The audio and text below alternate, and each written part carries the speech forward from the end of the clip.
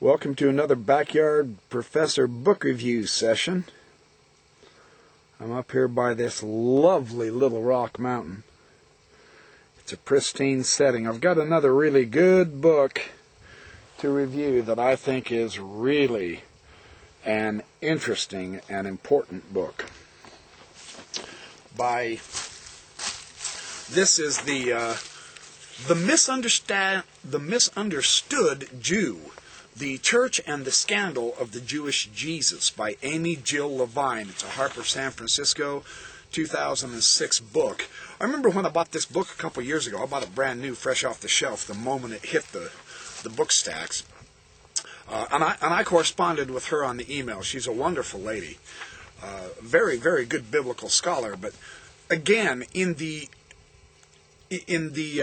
nature of historical analysis concerning Jesus,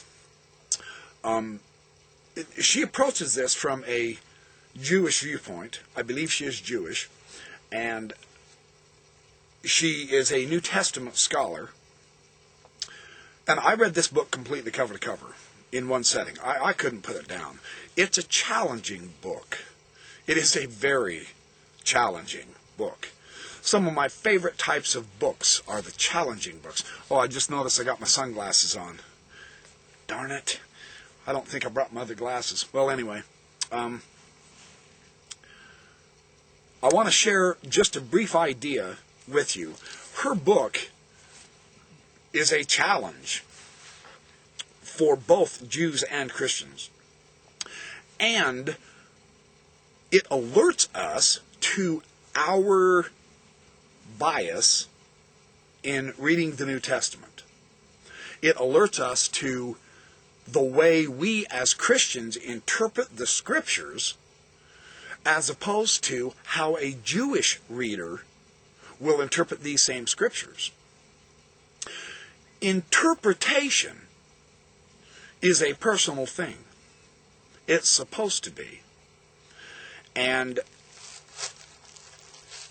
with the biblical record saying what it says, it does not interpret itself. There for a while, I believe it was in the 1960s, 1950s and 60s and 70s, a lot of texts came out on the Bible self-interpreted, the Bible all on its own. All you have to do is read the Bible to understand it, because it explains everything that it means. And this canard was exposed through the years by the biblical scholars, both Christian and Jewish. And she picks up that theme, and then she goes way beyond that also. She explores the various parables of Jesus. She explores the various social institutions that were in Jesus' day, and she shares the various ways and means and interpretations of how the Jews associated with the Gentiles, of the ramifications of clean and unclean, the ramifications of the synagogues, their daily worship patterns, so on and so forth. And a fabulous read. Absolutely fabulous read. I'm going to give this book a 4-star rating because it challenges us to think about what we think about when we read the Bible, the New Testament. And I love books like this. She packs a wallop.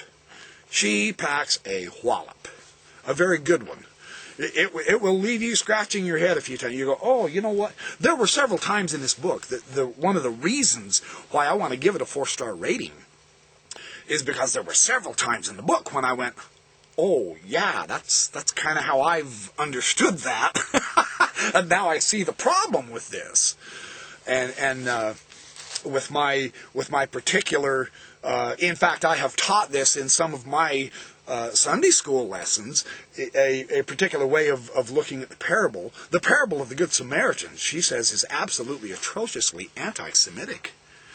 That's one challenge right there.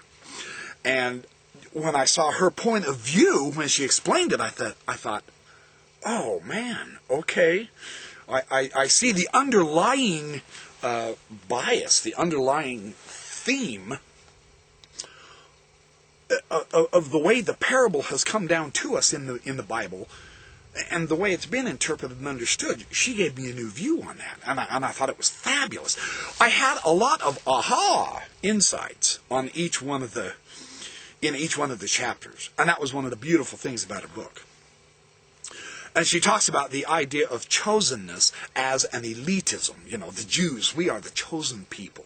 And so it kind of turns off some of the other cultures and some of the other opinions. And so we feel like we have to strike back and say, well, no, wait a minute. Through the adoption, we're chosen also. We're special children of God too and all. And she explains the Jewish attitude of not being snobbish and elitism, but of simply finding comfort that they are the ones that accepted the gospel in the Old Testament times. And it's on page 115 and 116.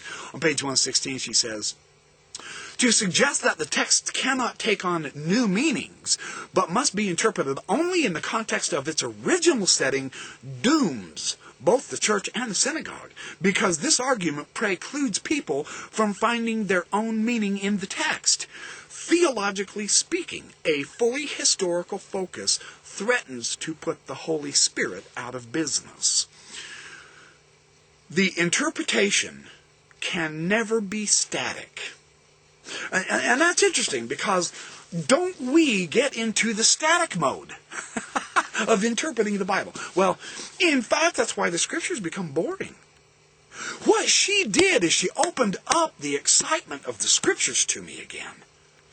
Because you read it, you know, we have the same old kind of Sunday school lessons in the church, constantly repeating the same old stuff, never really trying to get another view, just basically told along the line, and this is what it means, and so on and so forth. But with only an hour in Sunday school anyway, you can't possibly get the fullest ramifications and implications of the Scriptures in the first place. So they end up becoming boring. Well, she puts some pizzazz back into understanding the Scriptures, and that's why I'm giving her a 4-star rating. The Misunderstood Jew, fairly new book. I recommend it very strongly, very highly. You will enjoy it. I appreciate this type of scholarship on the Bible that makes you think about your assumptions, that makes you rethink about what you think you know about Jews, about Gentiles, about Levites, about parables of Jesus, about how Paul really taught about the Jews in Romans and Galatians and Ephesians. I'll tell you what, this book packs a wallop. For being so small, it packs a wallop. It's only 250 pages. Worth your effort.